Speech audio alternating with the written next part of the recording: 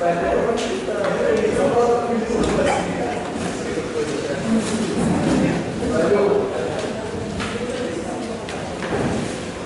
só, pessoal, então meu comando. Ah, não, pode ficar tranquilo. Fica de hora.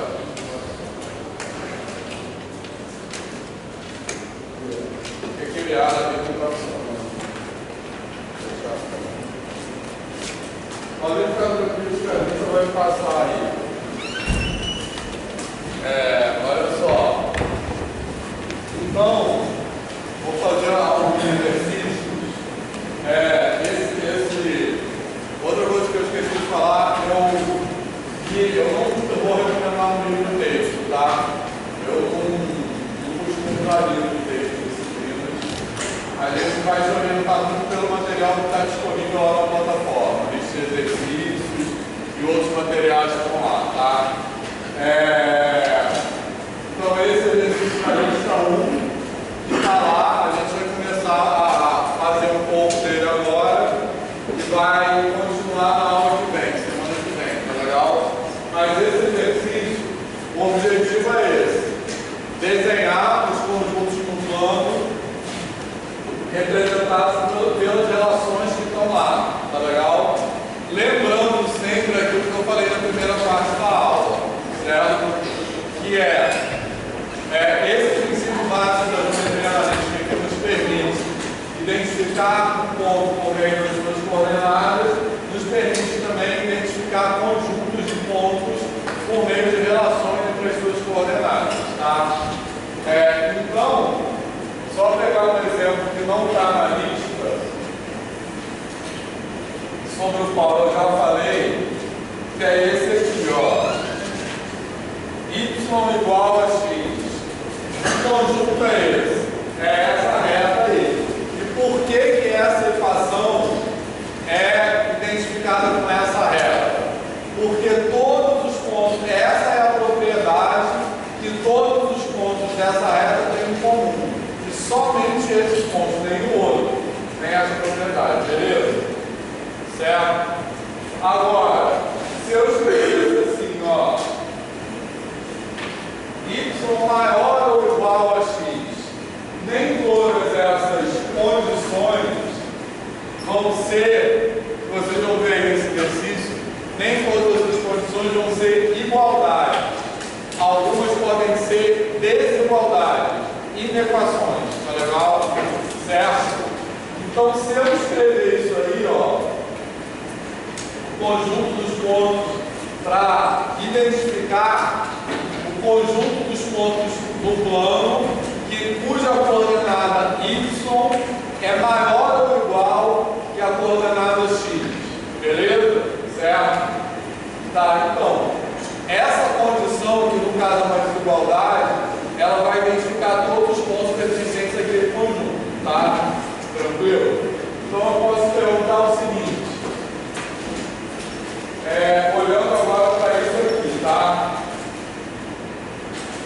Eu vou querer desenhar o subconjunto do plano que é definido por essa relação aqui, tá? Y maior ou igual a x. Então eu posso perguntar assim, o ponto 2, 2 pertence a esse conjunto?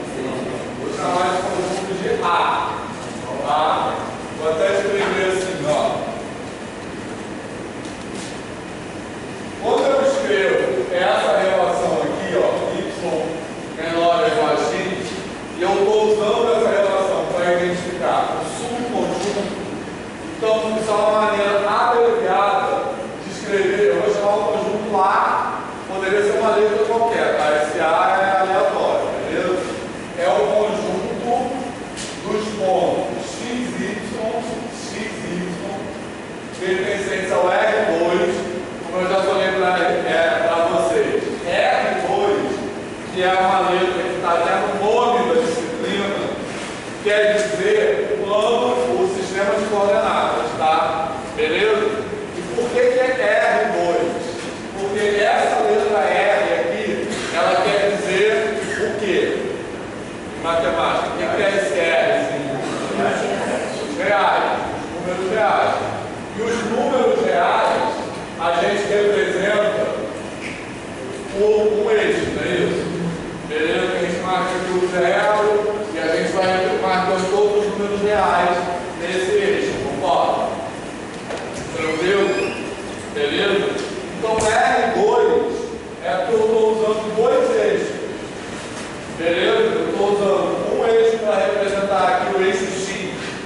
tem todos os números reais, beleza?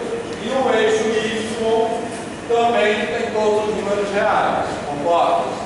Então, aqui eu tenho todos os números reais e aqui também eu tenho todos os números reais. Por isso que é R2. Porque eu vou ter um R aqui e o outro R aqui. Tá de boa isso, pessoal? Tranquilo? Beleza? E uma outra observação, por que eu estou usando a palavra eixo e não reta? Né? Eu estou falando o eixo X, o eixo Y, tranquilo? Em geral, a gente usa a palavra eixo para dizer que é uma reta orientada. O que quer dizer uma reta orientada? Uma reta que tem uma direção de crescimento, beleza? Certo? Que eu indico por essa setinha aqui, concorda? Eu posso desenhar simplesmente uma reta assim, sem nada marcado, tá? É uma reta, tá? Mas quando eu coloco essa setinha para cá, eu quero dizer que tem o que a gente chama de uma orientação. O que é uma orientação? É uma direção de crescimento, beleza? Tá? Então eu quero dizer que eu vou entender que os números que eu vou marcar aqui aumentam nessa direção, tá? Então o número que está aqui vai ser sempre maior ao número que está mais à esquerda dele, beleza? Isso, exatamente. Da direita é positivo, da esquerda é negativo, tá? Beleza? Então sempre quando eu ando para a direita, eu somo um número positivo. Quando eu ando para a esquerda, eu somo um número negativo, que é a mesma coisa que dizer que eu subtraio um número positivo. Tá legal? Beleza? Então a palavra eixo quer dizer isso. Tudo isso eu vou falar de novo na aula que vem, tá? Certo? Mas assim, tá de boa até agora? Tranquilo? Certo? Bom, então voltando ao que eu estava falando aqui. Eu quero desenhar, quando eu falo esboço, subconjunto do plano. Então eu chamei no caso de subconjunto de A, e eu quero desenhar A, X, Y pertencente a R2, tais que Y é maior ou igual a X. Quando eu escrevo essa relação aqui, eu estou querendo dizer uma maneira abreviada de falar desse conjunto de pontos aqui, que eu vou desenhar ali ainda, tá beleza? Essa notação aqui, todo mundo entende o que isso quer dizer? Em geral, chaves eu uso em matemática para representar um conjunto de elementos, concorda? Beleza? Então por isso que eu estou botando entre chaves e não entre parênteses, por exemplo. Chaves, ela indica que eu estou pegando o conjunto dos pontos formados por essa condição, tá? Então eu estou pegando esse símbolozinho aqui, é o símbolozinho de pertence, tranquilo? Então, que está escrito aqui? Que conjunto A é esse? É o conjunto formado pelos elementos pertencentes ao R2, mas não é qualquer elemento pertencente ao R2. São os elementos pertencentes ao R2 tais que, né, essa barra aqui quer dizer isso, tal que, esse tal que quer dizer que vai dar uma condição, exatamente o que eu escrevi ali, beleza? Tais que Y maior ou igual a X. Tá? Então esse conjunto não é formado por todos os elementos do R2, mas apenas por aqueles que têm Y maior ou igual a X, tá legal? Beleza? Então eu posso perguntar, como eu estava dizendo, o ponto 2, 2 pertence a esse conjunto A? Sim ou não? Sim, porque maior ou igual quer dizer o que o nome está dizendo, ou é maior ou é igual. Concorda? Então esse 2, 2 pertence a esse conjunto aí que eu chamei de A. E o ponto, por exemplo, 3, 4 pertence a esse conjunto A? Sim. Tá? Agora quem fala um exemplo de um ponto que não pertence ao conjunto A? 4, 3. Ponto. Beleza?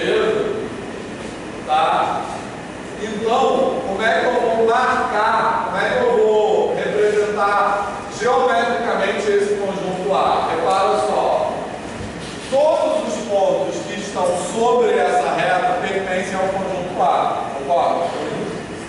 Tá? Por quê? Os pontos que estão sobre essa reta vão ter y igual a x. Certo? Beleza? Se eu estou dizendo y maior ou igual a x, então isso inclui o igual. Tá de boa? Mas não são só esses, quais são os outros? Aqueles que têm y maior que x. Então, se eu marcar aqui, por exemplo, vou marcar aqui o ponto 2, 2, que eu já falei que pertence. E o ponto 2, 3.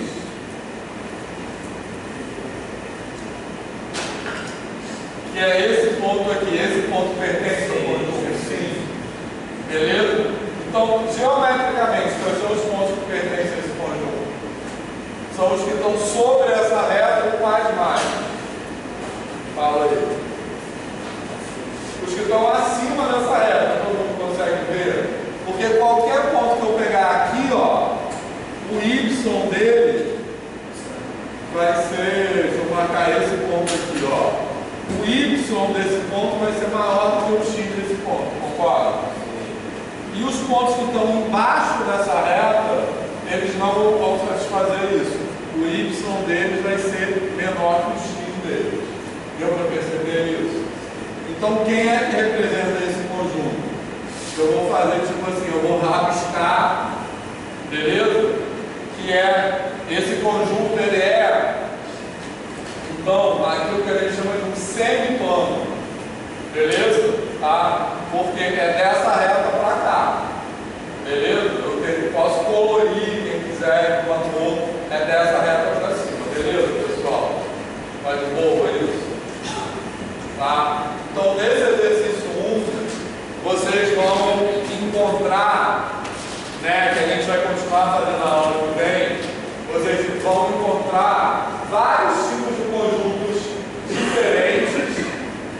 Como eu falei, alguns vão ter igualdades, outros vão ter desigualdades, alguns vão aparecer x ao quadrado, outros não, vão ter vários tipos de conjuntos diferentes. Tá legal? Certo? E misturar, que é importante dizer também, que misturar esses tipos de conjuntos é proposital. Tá legal? Da minha parte. É uma opção pedagógica, tá? Por quê? Porque eu acho que na educação básica a gente aprende muitas vezes as coisas muito segmentadas. A gente aprende primeiro, por exemplo, vocês já aprenderam função do primeiro grau, né, que são as funções afins, reta, depois função do segundo grau, beleza? Certo? Então parece que são coisas que obedecem a princípios diferentes. Quando eu começo misturando tudo isso, eu quero dizer que na verdade o princípio é o mesmo. Tranquilo? Qual é esse princípio? É aquele que eu escrevi no começo da aula. Seja reta, parábola, círculo, hipérbole, um monte de coisa que a gente vai ver aqui, todas têm o mesmo princípio. Eu tenho que tentar identificar quem são os pontos que pertencem e quem são os pontos que não pertencem àquele conjunto. Beleza, pessoal? Certo? Tem sentido isso? Sim. Só uma pergunta. Aqui vai para o nosso curso, como símbolo de não pertence, quando eu era do lado, né? O símbolo de não pertence, caso caísse algo. Esse símbolo um exemplo certo, aí estaria a solução lá. Beleza, pessoal, o símbolo de não pertence é assim. De forma geral, essa barra aqui, que você coloca o símbolo em matemática, ela sempre quer dizer a negação daquilo, né? Então, por exemplo, a gente tem esse símbolo aqui, que é está contido, né? Não está contido é assim. Ou tem esse símbolo aqui, conhece esse símbolo aqui? Existe, né? Não existe, é assim, né? Beleza? Tranquilo, pessoal? O que vocês estão achando até agora? Tá de boa? Tá. Bom, antes da gente, hoje a gente vai, normalmente eu termino a aula 9h30, tá? Eu sei que algumas pessoas por volta de 9h30. sei que tem gente por questão de condução que tem que sair mais cedo, eu entendo perfeitamente, ou gente que às vezes sai do trabalho, que chega atrasado, não tem problema isso, tá? Não dá falta, nada disso, isso é um dos motivos também para ter a gravação, né? Porque eu sei que o acesso ao fundão à noite não é simples, tanto para chegar quanto para voltar para casa, né? E tem lugares que a pessoa mora que tem ônibus, é só até determinada hora, enfim, então a gravação também é por isso, tá? Hoje eu vou terminar um pouco mais cedo, mas normalmente eu termino por volta de 9h30, né? E é isso, quem tiver que sair mais cedo, tudo bem, tá? Antes da gente continuar a fazer esse exercício, como eu disse antes do intervalo, eu quero pedir para os nossos estagiários se apresentarem. Então eles, ali vocês devem ter, devem estar com estagiários em outras disciplinas também, ou não? Então, normalmente tem, cálculo, geometria também tem. Repara, estagiário não é a mesma coisa que monitor, tá? Eles são alunos de mestrado e doutorado, beleza? Aqui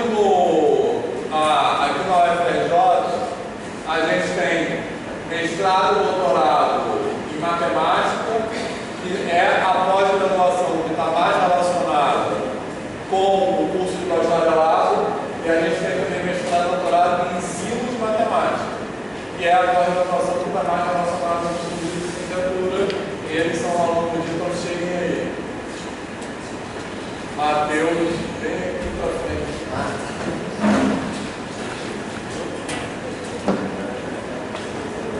Aí fala sobre vocês.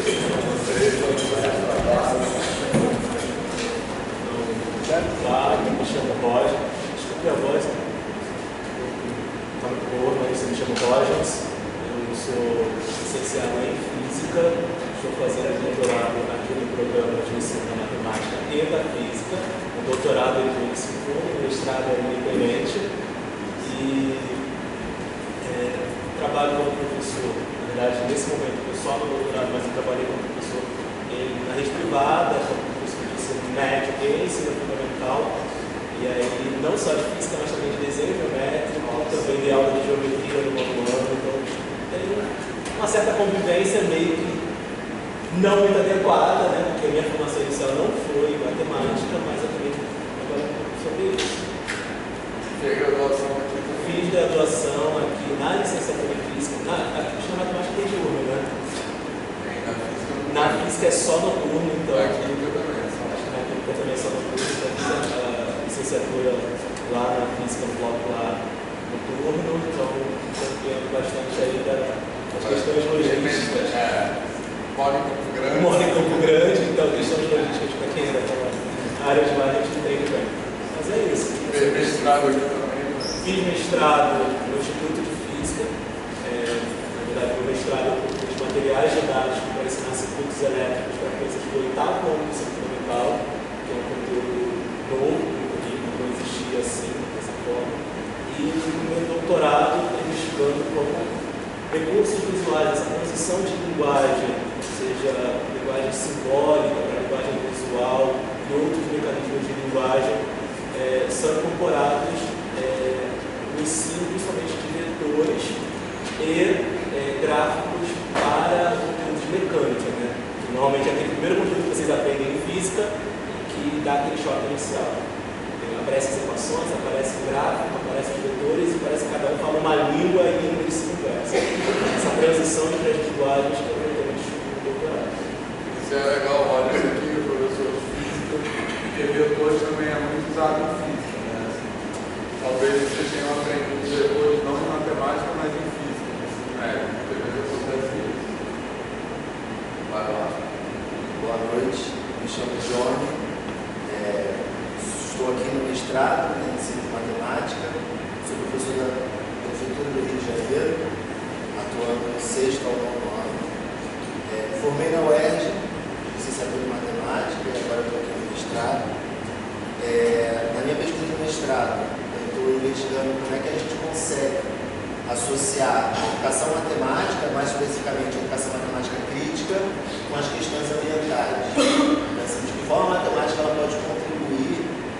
formação dos estudantes da educação básica nessa questão de conscientização do momento climático que a gente está vivendo. Todo mundo está sendo atingido, né, por essa problemática. A gente precisa começar a falar sobre isso com essas, né, crianças, com esses jovens que serão a próxima geração e serão os mais afetados. Então, de que forma a temática ela está presente nessa conscientização dos estudantes. Ponto do negacionismo. Ainda tem a questão do negacionismo, das fake news, então, assim, uma coisa bastante volumosa, né? Assim. Eu estou no meu segundo ano de mestrado, estou começando a escrever alguns capítulos de dissertação e estou na fase já quase final, se Deus quiser. Acho que é isso. Boa noite a todos. Meu nome é Matheus. Eu comecei minha graduação no IFRJ em Volta Redonda. Em 2018 transferi para o IFRJ de Paraguai, de trabalho. Concluí a graduação em 2022, na verdade. Atualmente eu estou como professor substituto no Colune UF, no colégio que é vinculado à UF, mas trabalha desde a creche até o ensino médio. E eu estou lá trabalhando com um laboratório de matemática.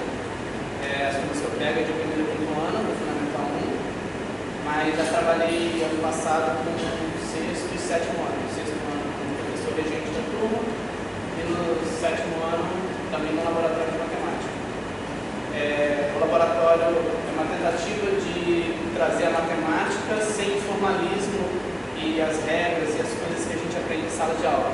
A gente tenta trazer os conceitos e os aprendizados através de jogos, através de alguma atividade que seja mais visual, que seja mais palpável, que seja mais fácil, para tentar abranger as diversas formas de aprendizagem. Como o professor falou, ninguém é igual, também nem todo mundo aprende igual.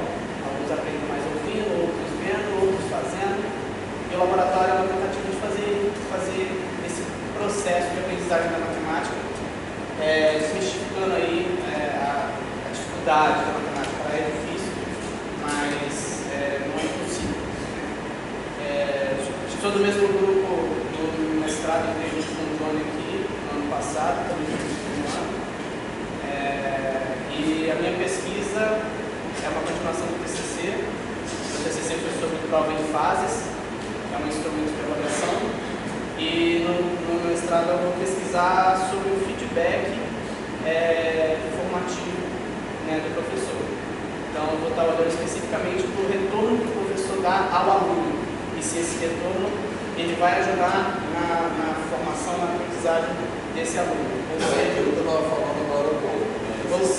estou olhando para além da nota, eu estou olhando realmente para o retorno que o professor, que na verdade os licenciandos que estão fazendo licenciatura, que retorno eles dariam, já que é um curso de licenciatura, a gente não tem nada específico na grade que fale sobre esse processo de avaliar, né, os nossos alunos.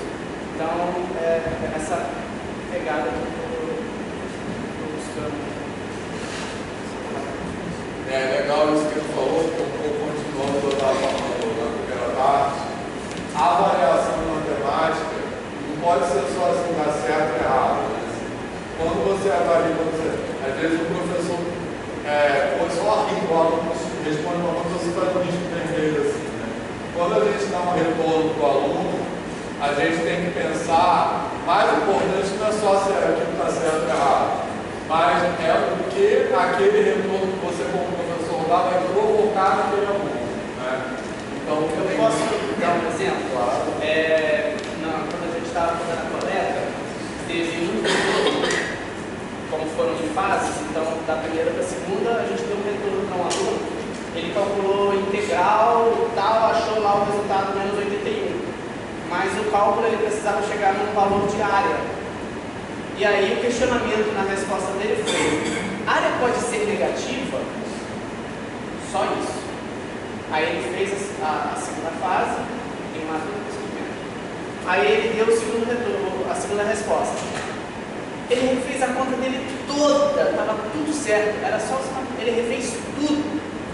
E aí eu com o meu professor, a gente falou, esse feedback não foi bom.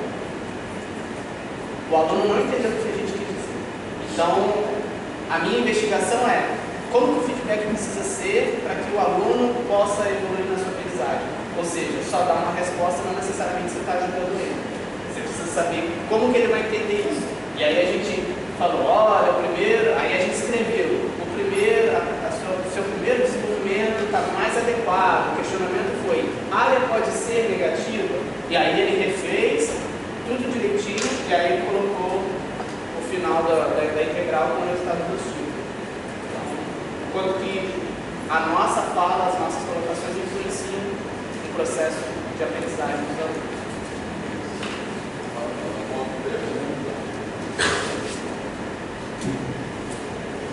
Então, eles vão estar aqui participando da disciplina porque, assim como para vocês, inclusive, de licenciatura, né? Vocês já devem saber que vocês vão ter um estágio obrigatório, né? Todo mundo já sabe disso. E mais no final do curso, vocês vão ter que fazer um estágio numa turma da educação básica. Da mesma forma, no curso de mestrado e doutorado tem um estágio obrigatório também, que eles estão fazendo estágio, no caso, uma turma de graduação, né? E eles vão estar aqui participando da aula, hoje eles estão meio calados, estavam meio calados por enquanto, a gente põe. Mas eles vão participar da aula mesmo. E é importante a participação deles, porque como eles, diferente de mim, eles trabalham na educação básica, né? E a gente vai ter um objetivo nessa disciplina aqui de relacionar isso com a matemática da educação básica. O que isso que a gente está aprendendo aqui vai ter a ver com a matemática que vocês vão ensinar. Então eles vão ajudar a pensar nisso. O que isso que a gente está fazendo aqui tem a ver com a matemática que vocês vão ensinar futuramente na educação básica, né? Então eles vão ajudar muito nisso. Aprender também. Dessa forma. Sim. Espero que sim. Todo mundo está aqui para aprender juntos. E também é legal que vocês conhecerem eles também, para já irem pensando, quem tiver interesse depois de fazer mestrado, doutorado na área do ensino, já irem pensando, tipo, pode falar agora, o que pode ser um projeto de uma tese ou de doutorado, uma dissertação de mestrado. Importante que o temático e eu temático, mas é muito bom. Matemática é o nosso programa de pós-graduação em ensino de matemática. Quanto tempo vai levar assim, para terminar, para fazer uma fora e Mestrado são 2 anos. Podendo chegar a 2,5. Mas Doutorado são 4 anos. Mestrado é antes do doutorado. O mestrado geral é 2 anos e o doutorado são 4 anos. Você pode fazer mestrado logo que você se formar. Muita gente faz. foi o meu caso. Na verdade, eu vim aqui porque o meu professor Rafael falou: faz extensão, faz extensão. Porque não era o meu objetivo. Na verdade, eu queria terminar e dar um tempo. Ele falou: aproveita que está fresco, aproveita. E aí, estou aí. Eu já fui comprar, eu formei em 2016, aí por questões financeiras eu consegui ingressar lá no mestrado e fui trabalhar. Eu trabalhei. Aí consegui passar no concurso da Prefeitura do Rio, entrei na Prefeitura, e agora, querendo passar no mestrado. Assim, a vida me levou para o caminho, mas depois ela me trouxe de volta, porque, assim como o professor fala, né, a gente está na prática da sala de aula, a gente está sempre refletindo sobre o que a gente está fazendo. Chegou um determinado momento que para mim já não fazia mais sentido ficar só repetindo tudo, todo ano a mesma coisa, ficar cumprindo materialidade, eu dava aula no colégio particular também. E aquilo ali foi gerando uma certa angústia, né? A gente vai, como profissional, pensando o que a gente pode mudar, o que a gente pode melhorar. Então, aí passei a conhecer o PEMAT, né? Fiz até uma disciplina como ouvinte para saber como é que funcionava, tive acesso a algumas leituras que eram discutidas na disciplina. E aí pulei o meu projeto de pesquisa, né, e falei, vou tentar. Aí tentei, consegui entrar, se Deus quiser, vou sair. voltar para o doutorado.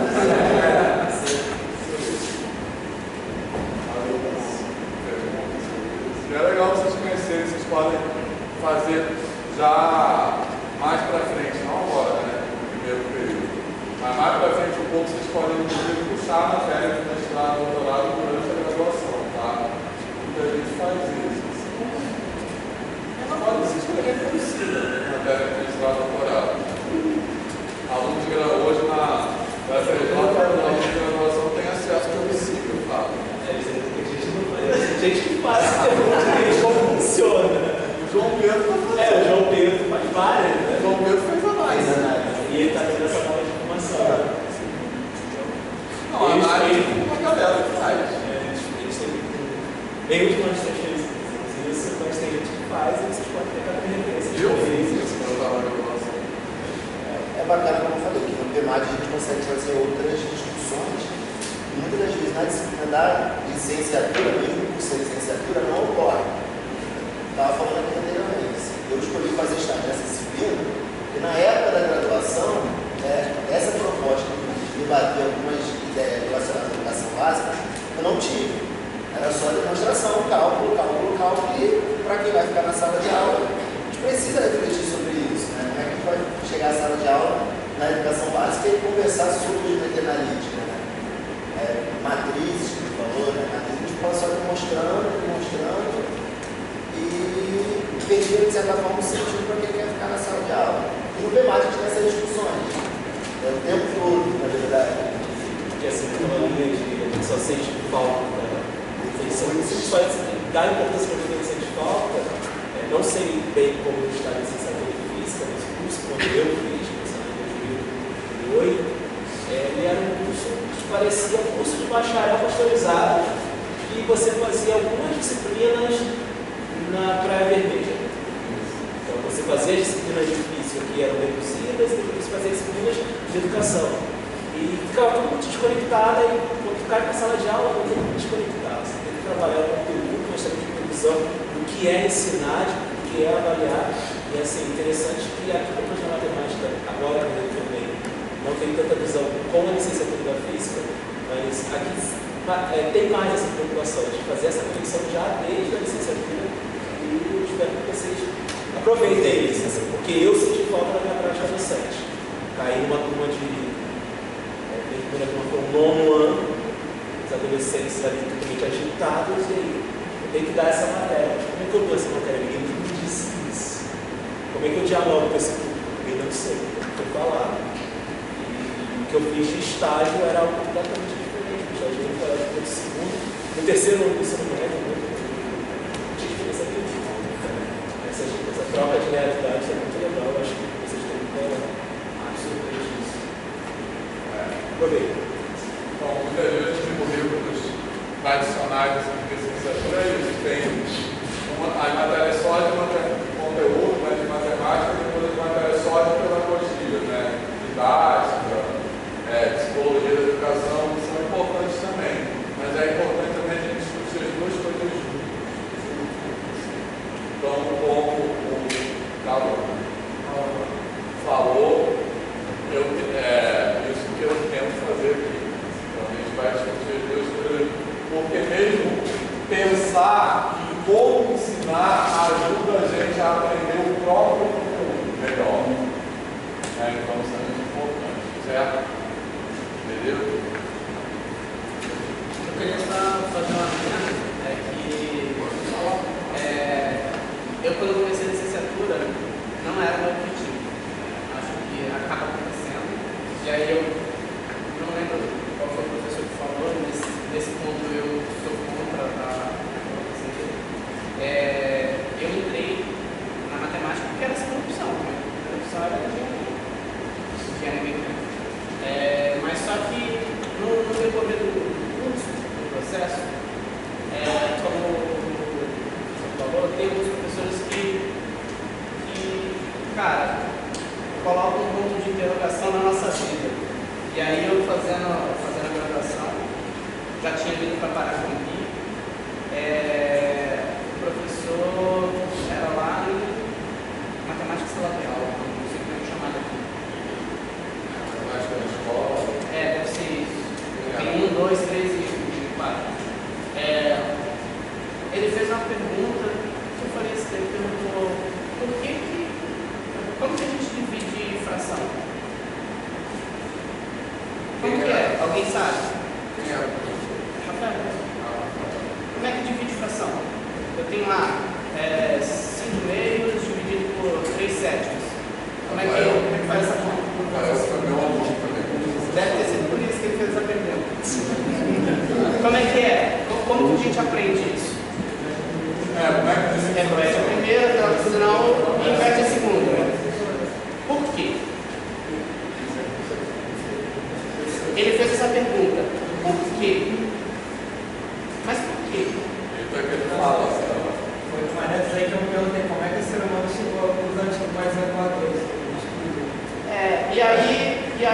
E aí, A outra pergunta, por que quando a gente multiplica dois números negativos, o resultado é positivo? Alguém sabe? O inimigo do inimigo. Isso é horrível.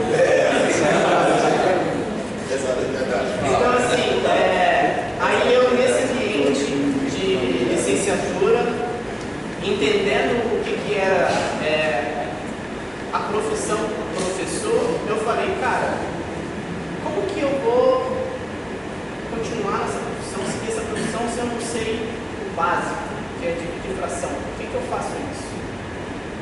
E aí o meu prazer com a matemática, e eu acho que que às vezes a gente acaba pecando, às vezes porque a escola particular pede que a gente cumpre um determinado cronograma, aplicar determinada quantidade de conteúdo e a gente vai na regrinha.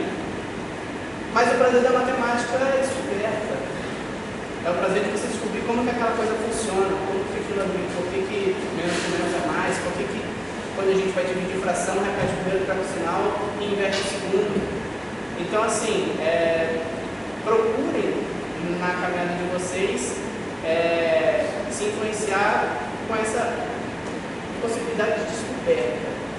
Porque, acredita, é um pensamento meu, quando você não tem isso dentro de você, essa coisa de descobrir, vai acabar sendo só mais uma disciplina, só mais um tempo, e aí talvez não seja o ideal. Vocês precisam buscar aquilo que instiga cada um de vocês. Então, era só isso. E na escola a gente quase não faz esse tipo de discussão. Porque todo mundo tem 1 milhão de turmas, né? A sala do professor é só lamentação. E aí, você, quando chega numa sala de aula, você vai lá, todo mundo bota para baixo. Mas enche o quadro. 3 meses você vai tocando barco. Vai só repetindo que o meu inimigo é meu amigo. Né? Essa não é a resposta, essa não é a justificativa. O Vitor tem essa resposta. Mas é isso, assim, acho que aqui é o lugar da gente fazer as descobertas e as discussões. Depois a gente pode distribuir meus É muito bom eu discutir isso. Como essas discussões elas surgem na sala de aula, a gente vai explicar para o aluno da forma correta. Um ponto, uma discussão interessante que estava no início da apresentação que vocês tiveram, né?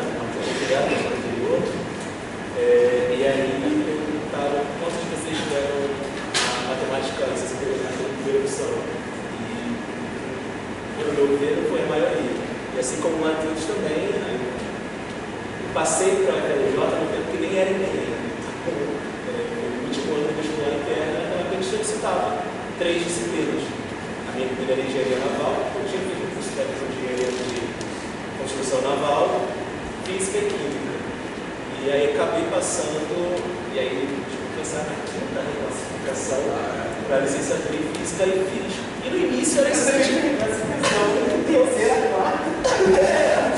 início a gente fica assim, eu sou da reclassificação, ou seja, já estou lá atrás. E no início eu pensava, isso não é para mim, eu vou lá para as aulas só porque eu estou matriculado. Mas aí, uma hora, você para e pensa, pô, gostei disso, eu acho. E não é aquela questão meio que inocente, ser professor é uma vocação. Não, ser professor é uma profissão que eu vou gostar de ter e que eu quero ter isso na minha vida. Saber, ajudar os outros, isso é muito legal. Mas não com aquele viés de, sou professor, sou vocacionado. Não, quero ser um profissional e eu me orgulho da minha profissão e ela não me menospreza porque eu queria ser engenheiro e não sou. Eu sou uma pessoa que embora você. Falar que é uma vocação é a maneira de desqualificar a profissão, tá? Porque se vocação você não precisa ganhar bem, então até os políticos falam isso como uma maneira. E assim, em algum momento, não tanto como o Matheus, eu não lembro exatamente quando, mas a chavinha também virou e falei, pô, legal, gostei disso, vou até o final, tanto que eu terminei a graduação, e aí eu voltei para... Foi isso aí também, pessoal. 8 anos. Aí eu fiz mestrado e agora estou no doutorado. Então, tendo distância, escolha inicial, tem outras coisas, se você tiver interesse em levar até onde você chega. dificuldades também para concluir uma graduação. Assim como muitos de vocês aqui, eu também trabalhava dia, dava aula e ia para a faculdade à noite. Então, assim, é pauleira. Final de semana, pé de feriado, esquece. Mas assim, é um objetivo que a gente tem que alcançar, se for da sua vontade. Então, eu sei muito bem como é estudar até, na UERJ a gente ia até 10 horas, né? 10 horas. Isso tinha que acordar assim no dia seguinte para ir trabalhar. Assim, é bravo, Mas a gente consegue. exatamente. Infelizmente é a nossa realidade de país, né? Muita gente precisa trabalhar para estudar. A gente consegue fazer a licenciatura todo dia, fazer um curso todo dia, vir para cá, né? Passar o dia estudando. Alguns é um pouco mais difícil, mas a gente tem que fazer um pouco dessa parte. No começo vocês ficaram com muita dificuldade quando vocês chegaram no ensino médio, vocês já vieram bem preparados. Ficaram bem preocupados com a matéria. Quantas vezes você ficou em comum? Pelo amor de Deus. Quem matou ele? Não, eu passei cálculo de primeiro. Eu fiz cálculo 2 vezes, cálculo 3 vezes, e para fechar o cálculo 4, eu passei só na quarta. Por isso eu fiquei muito licenciatura. Eu só cálculo não queria deixar. Isso, 8 anos contínuos, eu tranquei 2 anos. Mas é aquela dificuldade que muitos têm na universidade, que é um universo totalmente diferente da ensino médio. Então, relaxa. Vai todo mundo achar impossível, vai todo mundo achar super difícil.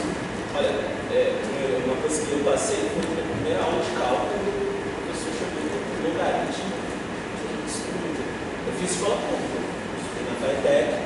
Eu comecei a ver que várias coisas que estavam sendo ditas na sala de aula, eu nem sabia o nome. Então, foi uma dificuldade, mas assim, foi sendo superado, óbvio.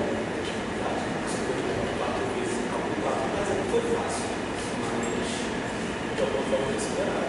Por isso, na minha série, como eu falou, tem muita fala mesmo. A gente leva a dúvida, não, a gente não vai passar, pelo que mostrou lá na programação, na semana não pode deixar passar mesmo. Isso também quando eu falei, eu vejo para estudar na véspera da prova, está sempre estudando toda semana, tem que ir acompanhando. A maneira de estudar na universidade é muito diferente da maneira de estudar no ensino médio. Então, às vezes, muito depende do quanto tempo demora para você entender isso. Tem gente que entra aqui e demora para entender isso. Então, vocês têm que ter outra cabeça para a forma de estudar. Assim.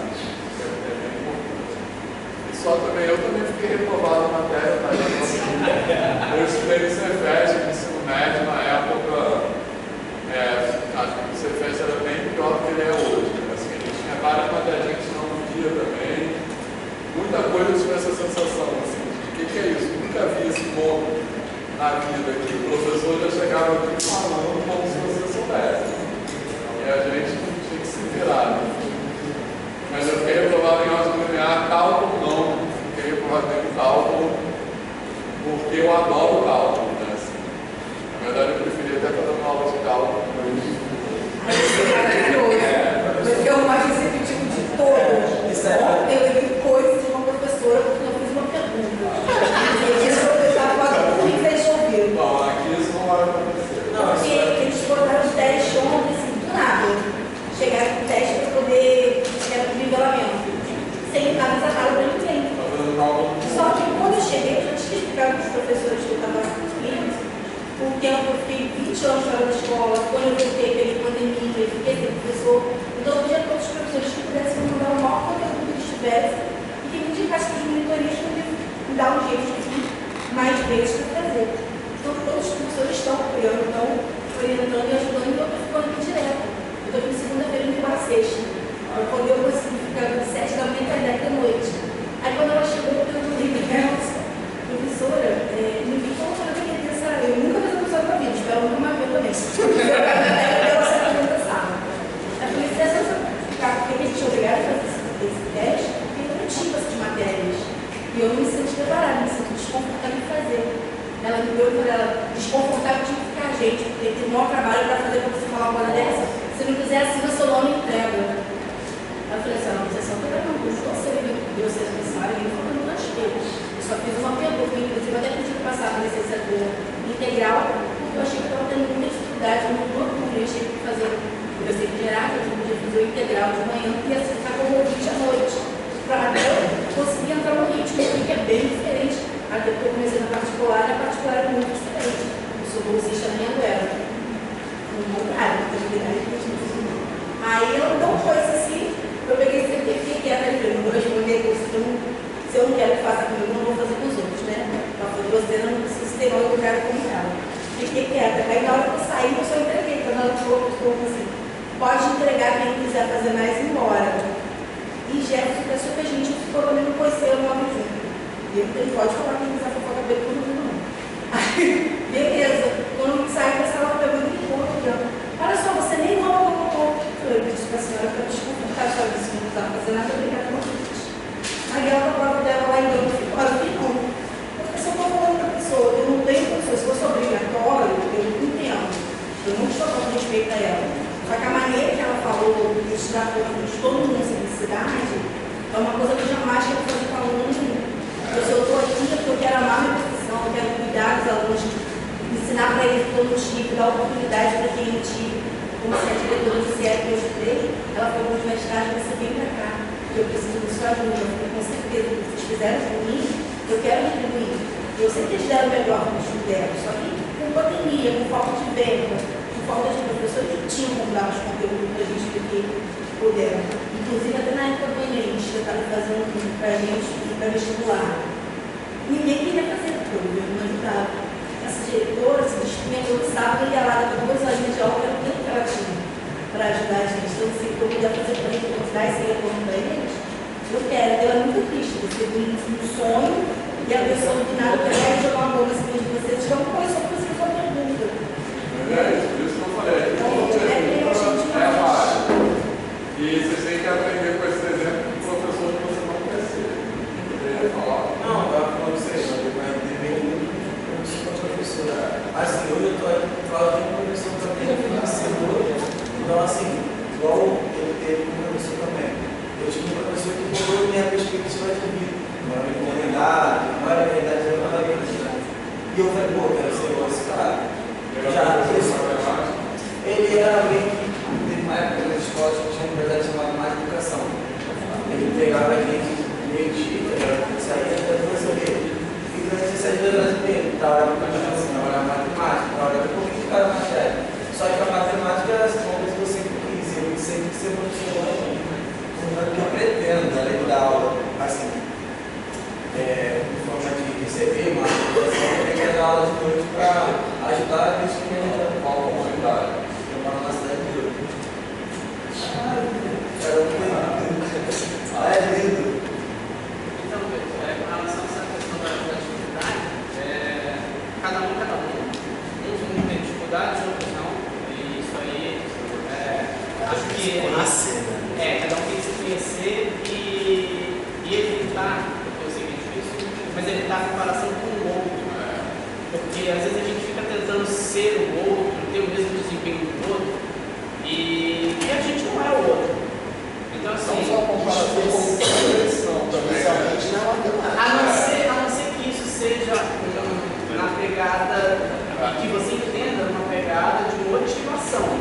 Eu quero, vamos estudar junto, eu quero manter esse ritmo e tal.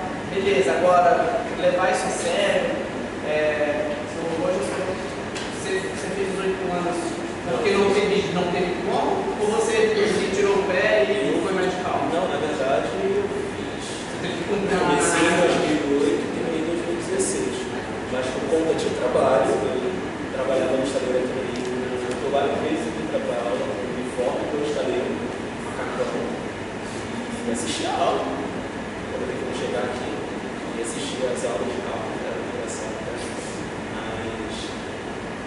Por conta do trabalho, eu falei, cara, vou ter que decidir uma coisa ou outra. E aí, passo a passo da minha vida, eu decidi que eu vou trabalhar, vou largar isso daqui.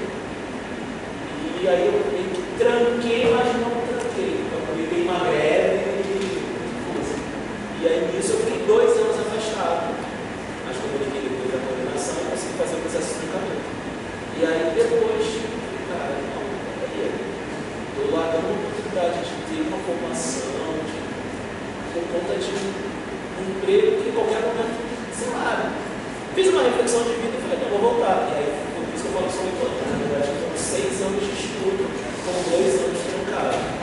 Eu estou pensando isso porque no meu segundo, no terceiro período, chegou um professor novo, História e Filosofia da Ciência. Só que ele deu azar que juntaram física e matemática. E aí não era em sala, era um auditório. O auditório era mais ou menos também nessa sala. E era 40, 50 alunos, e a FRJ era muita coisa. Você tem aluno de 10, 20 alunos na sala. E aí, em uma das conversas, ele contou a história dele e que ele falou que refletiu para sua vida, que não valia a pena ele ficar se matando por 7, 8 disciplinas, porque o desempenho dele caía. Mas se ele ficasse com 3, 4, o desempenho dele subia. Então, assim, também tem a vaga, preciso concluir nos 4 anos. Vai no seu tempo.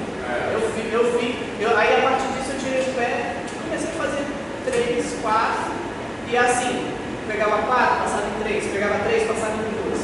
A reprovação não era um problema para mim, a minha questão era entender a matéria, os conteúdos, e não só o que o professor falou, não é só gravar para poder fazer a prova, mas para que isso aqui tenha fundamentos e que sirva a minha profissão no meu dia a dia. Que não seja só vir aqui para fazer a prova.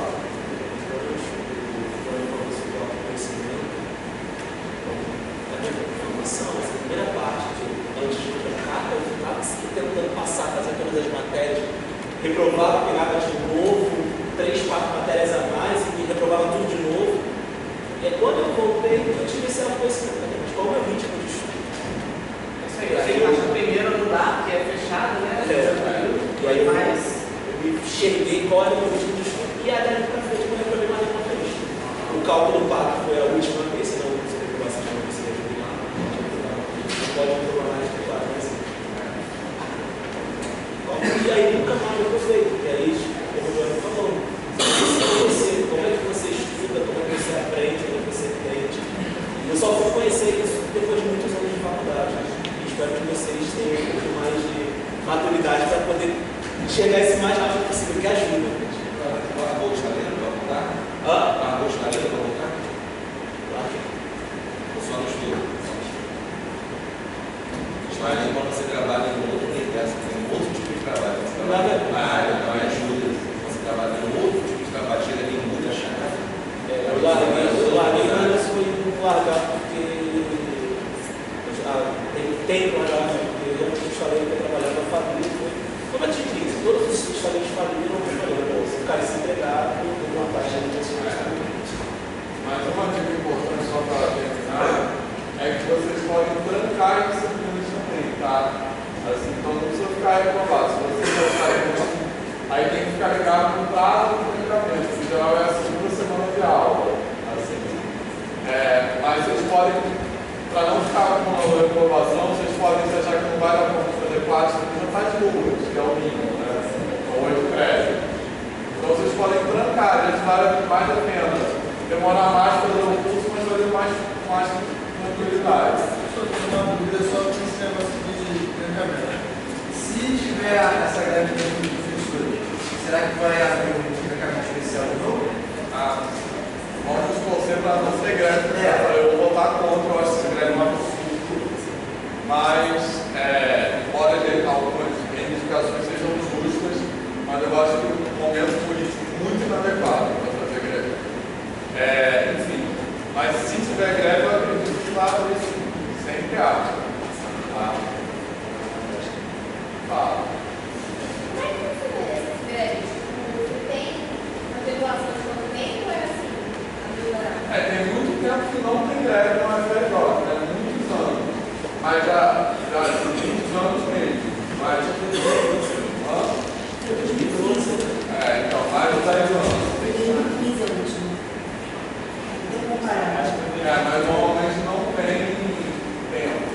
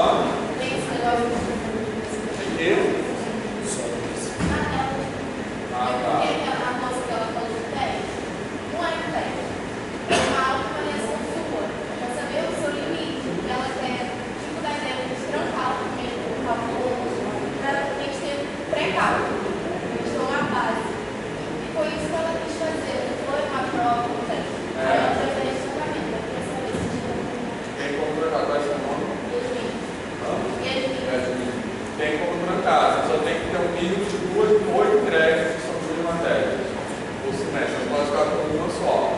Às vezes, recebendo quase, você pode pegar 2 e ficar com 2. Isso pode em qualquer período. Mas aí, no caso, desde que a gente já entrou no primeiro dia de greve dos técnicos.